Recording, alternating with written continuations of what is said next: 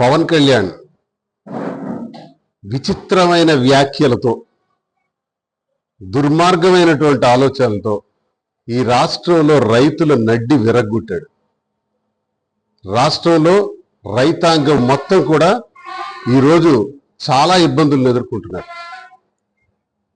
గడిచిన ప్రభుత్వ హయాంలో జగన్మోహన్ రెడ్డి గారు ప్రతి ధాన్యపు గింజను ప్రభుత్వమే కొంటుంది అని చెప్పి ప్రతి ధాన్యపు గింజ కల్లాల్లోకే అధికారులు వెళ్ళి, వ్యవసాయ అధికారులు ఆ ధాన్యాన్ని పరిశీలించి ప్రతి ఒక్క ధాన్యపు గింజను కూడా కొనుగోలు చేసి అకౌంట్లలో నేరుగా ఆ మద్దతు ధరను, అలాగే గోనె సంచుల ధరను, రవాణా ధరను, హమాలీల ధరను కూడా యాడ్ చేస్తూ ఆ డబ్బులన్నీ కూడా అకౌంట్లో వేసినటువంటి అద్భుతమైనటువంటి రోజులు.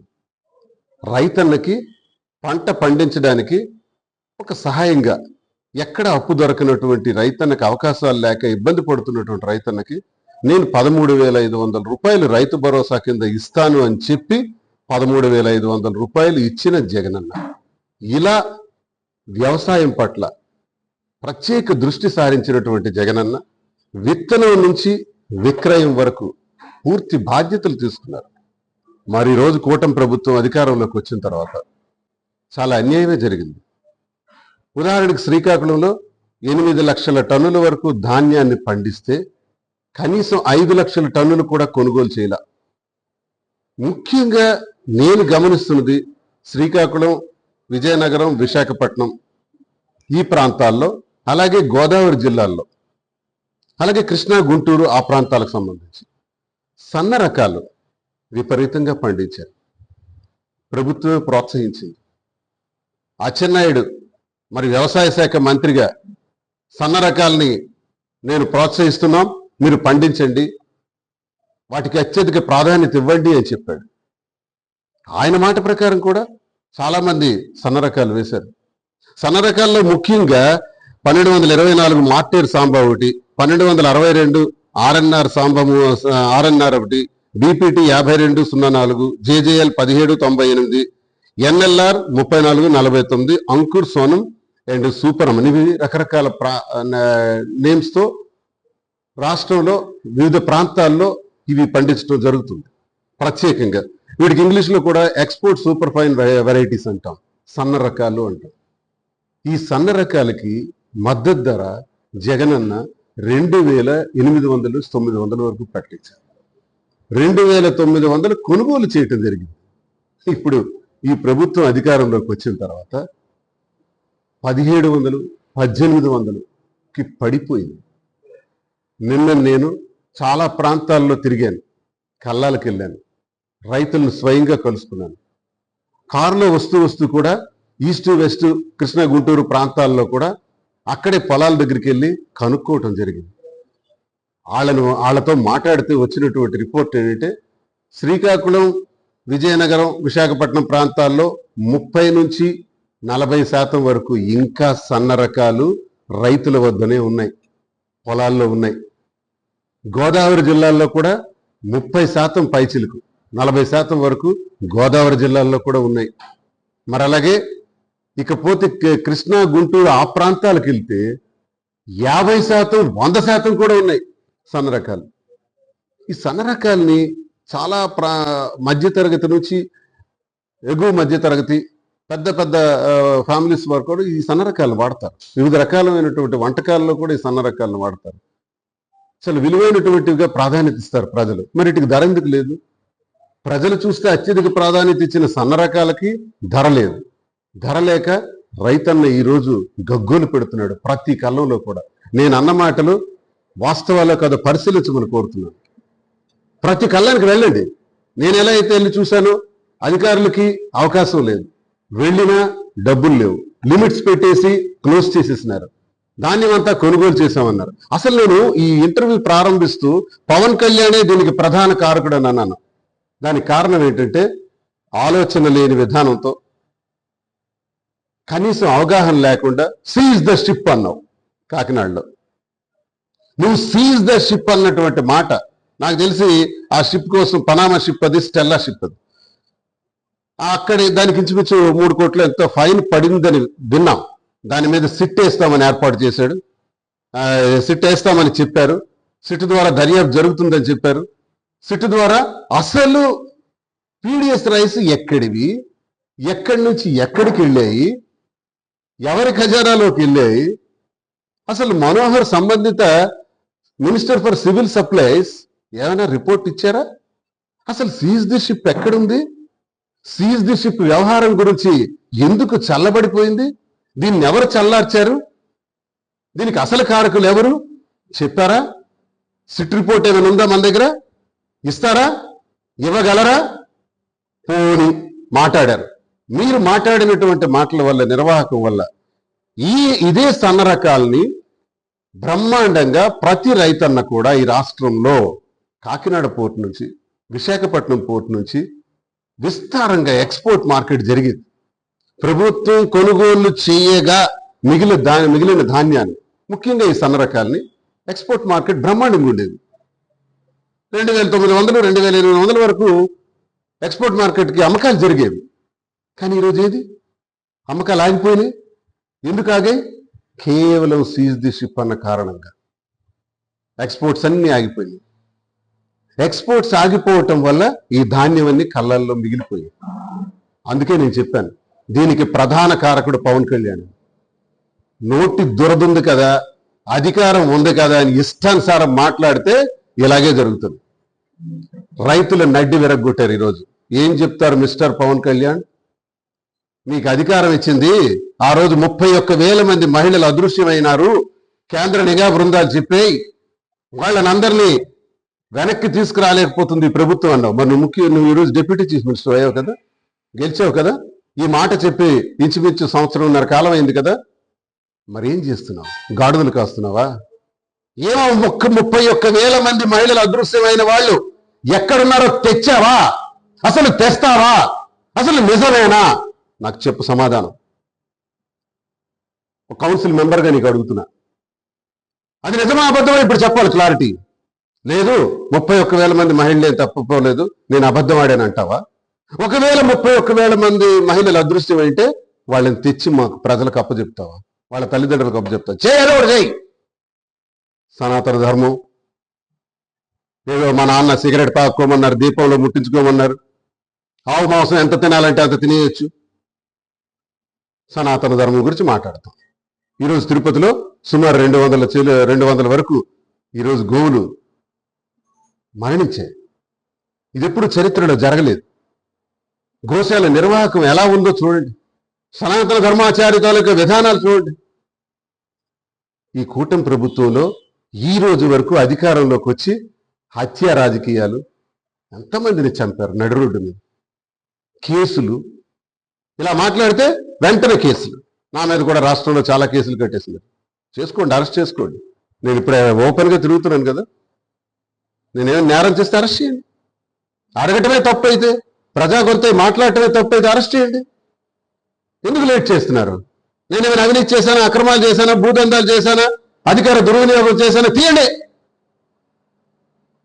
ఊరికే చెప్పడం కాదు, ఇది లోపల వేయాలి. అయ్యండి అయ్యా, నేనేం తప్పు చేశానో తీసి వెయ్యండి అయ్యా. అడిగితే వేస్తారా? ప్రశ్నిస్తే వేస్తారా? కౌన్సిల్ మెంబర్గా నాకు అర్హత లేదా? ప్రజాగొంతో మాట్లాడి ప్రతిపక్షం నుంచి మాట్లాడే అర్హత మాకు లేదా? ఎలాగో జగన్మోహన్ రెడ్డి గారికి ప్రతిపక్ష హోదా ఇవ్వమంటే ఇవ్వలేదు. ఆయన మాట్లాడతారని మీకు భయం. ఆయన బడ్జెట్ మీద వేసిన ప్రశ్నలకు సమాధానం చెప్పరు. ఒక్కడు కూడా రియాక్ట్ అవ్వలేదు, కౌంటర్ ఇవ్వలేదు. ఈరోజు మా గొంతు నొక్కి మాకు జైల్లో వేయాలని చూస్తున్నారు. ప్రతి ఒక్కరికి కూడా జైలు వేస్తే జైల్లో భయపడేది ఎవరు లేరు, అదిరేది బెదిరేది ఎవరు లేరు ఇక్కడ. మరి ఇక్కడ చూస్తే ఆ వ్యవసాయ శాఖ మంత్రి చాలా దుర్మార్గంగా ఒక్క ఎకరాకైనా నువ్వు సాగునీరు అందజేసావా? కబుర్లు చెప్పావు కదా, 16 లిఫ్ట్లు ఇచ్చామని చెప్పారు కదా, ఒక్క ఎకరాకి సాగునీరు అందజేస్తున్నారా? ఆరుతడి పంటలకు మీ సమాధానం ఏంటి? ఏమంటే పలాసలో ఎయిర్పోర్ట్ కడతాం, సొంతబొమ్మాళ్ళ దగ్గర ఎయిర్పోర్ట్ కడతాం. అసలు శ్రీకాకుళం జిల్లాలో కళింగపట్నంలో ఎయిర్పోర్ట్ కడతామని ఎప్పుడో చెప్పారు 30 సంవత్సరాల క్రితం. అది విడిచిపెట్టేసి ఇప్పుడు ఇక్కడ కడతాం, సొంతబొమ్మాళ్ళ దగ్గర కడతాం, లేదా ఇది ఎయిర్పోర్ట్ ఏమైనా బస్ స్టాప్ నమ్మడానికి పెట్టానన్నావు. మన సొంత బొమ్మాళ్ళన్నా ఇప్పుడు కేంద్ర మంత్రి మాట్లాడుతున్న మాటలు ఇది పలాసలో అంటారు. నిన్నటికి నిన్న అంటాడు గోవాలా చేస్తానని. గోవా అన్నటువంటి ప్రాంతం ఏర్పాటై నేటికి 100 సంవత్సరాల చరిత్ర ఉంది. బ్రిటిష్ కాలం నుంచి దానికి ఒక చరిత్ర ఉంది. మళ్ళీ భారతదేశంలో రెండో గోవాని మనం చూడలేకపోయాం.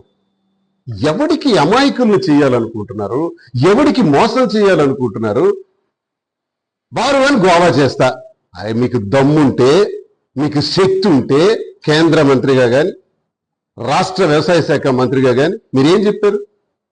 ఏప్రిల్ 1923 సంవత్సరంలో జగన్మోహన్ రెడ్డి గారు 60 సంవత్సరాల నాటి కళ భావనపాడు పోర్ట్, దానికి 15,000 ఎకరాలు భూమి ఉంటేనే అది నిర్మించగలమని చెప్పిన మీరు అలా కాదు 1260 ఎకరాల్లో కూడా పోర్టు నిర్మాణం చేస్తామని జగనన్న ఏప్రిల్ 19న శంకుస్థాపన చేస్తే ఏడాదిలోగే షిప్పు తెస్తామని చెప్పి షిప్పు తీసుకొచ్చిన ఘనత జగనన్న ప్రభుత్వాన్ని. అంతేకాదు 80% మేము పూర్తి చేసాం. దమ్ముంటే చెప్పండి, ఆ పోర్ట్ ఎప్పుడు పూర్తి చేస్తారు? ఎప్పుడు జాతికి అంకితం చేస్తారు? మీకు దమ్ముందా? ఎంతసేపు కాంట్రాక్ట్లా, లంచాలా, దోపిడీలా? ఇదేనా పని? మరి పోర్ట్ నిర్మాణానికి మీరేం ఆలోచిస్తున్నారు? పోర్టు నిర్మాణం పూర్తి చేయండి అంటే ఎయిర్పోర్ట్ నిర్మాణం చేస్తాము అంటారు. ఏంటిది కామెడీ? మేము అడిగాము ఎయిర్పోర్ట్, నువ్వేంటి చేసింది? జగనన్న ఇచ్చినటువంటి మూలపేట గ్రీన్ ఫీల్డ్ పోర్ట్ వల్ల ఎయిర్పోర్ట్లు వాటంతట అవే వస్తాయి. స్టార్ హోటల్స్ వస్తాయి. విశాఖపట్నం లాగా ముంబై నగరంలో ఇట్టెక్క మారుతుంది. దానికి శ్రీకారం చుట్టింది జగనన్న. మీరు చేసేది ఏంటబ్బా? మీరు ఒడగబెట్టేది ఏంటి? రైతులకు నడ్డి విరగొడుతున్నారు. వ్యవసాయ శాఖ మంత్రిగా సమాధానం చెప్పు. సీజ్ ద షిప్ అని చెప్పి ఆ దోపిడీ చేసిన ధాన్యం బియ్యం గురించి, ఆ పీడిఎస్ రైస్ గురించి ఇంతవరకు సమాధానం చెప్పరు. దానివల్ల ఆ కష్టాల వల్ల వచ్చినటువంటి ఇబ్బందుల్లో ఎక్స్పోర్ట్ మార్కెట్ ఆగిపోవటం వల్ల సన్న బియ్యాల అమ్మకం కాక నష్టపోతున్నటువంటి రైతులకు సమాధానం చెప్పు. ఒక ఎకరా కూడా నీరు అందించలేని దుస్థితి మీది.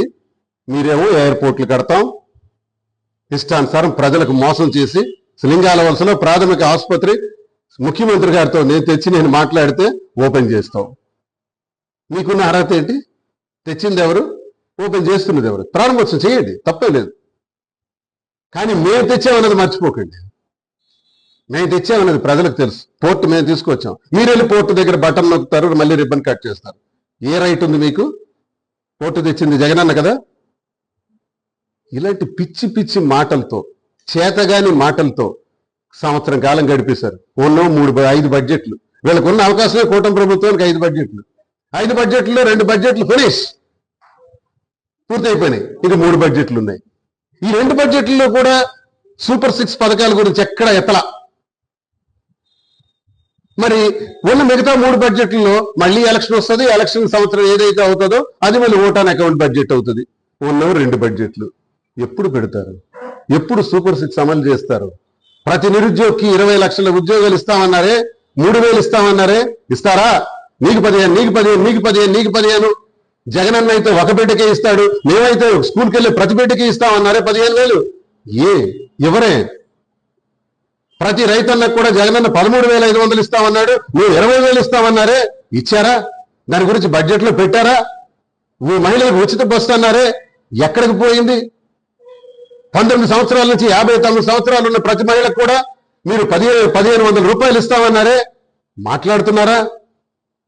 ఏంటి మోసం? 3 సిలిండర్లు అన్నారే, 36 లక్షల మందికి ఇస్తున్నామన్నారే మొదటి విడత. అసలు ఇచ్చారా? బడ్జెట్లో పెట్టారా? బడ్జెట్ బుక్స్ పూర్తిగా చదివి నేను అడుగుతున్నటువంటి ప్రశ్నలు. మీరు బడ్జెట్ అలకేట్ చేయరు. 2 బడ్జెట్లు తినేసినారు. ఏడాది కాలం పూర్తి అయిపోయింది. ఏమంటే అరెస్ట్ చేశాం, జైల్లో పెట్టాం, తొక్కాం, హింసించాం. దీనికి కాదు మీకు అధికారం ఇచ్చింది. మేము అలాగే అనుకుని ఉంటే, మా ప్రభుత్వ హయాంలో మేము అలాగ అనుకుని ఉంటే మీరు ఉండేవారా? మీరే కలకాలం ఉండిపోతారని అసలు భ్రమంలో ఉండకండి. మళ్ళీ వస్తాం. ఎంత ఇబ్బంది పెడుతున్నారో అంత ఇబ్బంది పడే పరిస్థితులు దయచేసి తెచ్చుకోకండి. ఇకనైనా పరిపాలన మీద దృష్టి పెట్టండి. మీరు చేసిన వాగ్దానాలను అమలు చేయండి. శ్రీకాకుళంలో మేమేమైతే ప్రారంభించామో అవి పూర్తి చేయండి దమ్ముంటే అని నేను ప్రశ్నిస్తున్నాను. ఇలాంటి చౌకబారు కబుర్లతో కాలయాపన చేస్తే ప్రజలు వద్ద తీవ్ర పరిణామాలు ఎదుర్కోక తప్పదని నేను హెచ్చరిస్తున్నాను. ఈ కూటమి ప్రభుత్వానికి బీజేపీ కూడా కూటమిలో ఒక భాగస్వామ్యంగా ఉంది. భాగస్వామ్యంగా ఉన్న బీజేపీ వారు ఇవన్నీ పరిశీలించాలని నేను కోరుతున్నాను. బీజేపీ నాయకత్వాన్ని వీళ్ళు ప్రజలకు మోసం చేస్తున్నారు. మోసం చేస్తున్న దానిలో వారు కూడా దీనిపైన హెచ్చరికలు చేయాలని, ప్రభుత్వ పరిపాలన గాడిలో పెట్టాలని, వాగ్దానాలను అమలు చేయాలని నేను ఈ కూటమిలో ఉన్నటువంటి బీజేపీ నాయకత్వాలను కూడా నేను కోరుకుంటున్నాను. నమస్కారం. హిట్ టీవీ యాప్, ఇందులో short news, live news, entertainment shows, movies, digital magazines తో పాటు మీ జిల్లా వార్తలను కూడా ఫ్రీగా చూడొచ్చు. అంతేకాదు కేజీ నుంచి పీజీ వరకు విద్యార్థులకు స్కాలర్షిప్ కూడా అందిస్తున్నాం. ప్రతి వారం 10 మందికి లక్కీ డ్రా ద్వారా ఒక్కొక్కరికి 10,000 రూపాయలు అందిస్తున్నాం.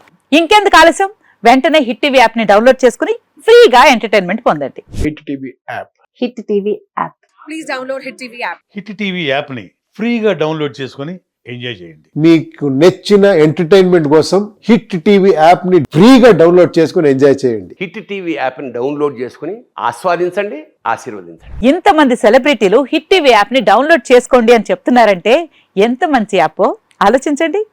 అమెరికా అమెరికా అమెరికా అమెరికాలో చదవాలనుకునే వాళ్ళకి విశ్వసనీయమైన పేరు మన శౌర్య కన్సల్టెన్సీ. UK లో 1 year masters. UK లో 1 year masters. 2 years work permit up to 5 years visa. Contact Saurya Consultancy. Contact 89851 89851.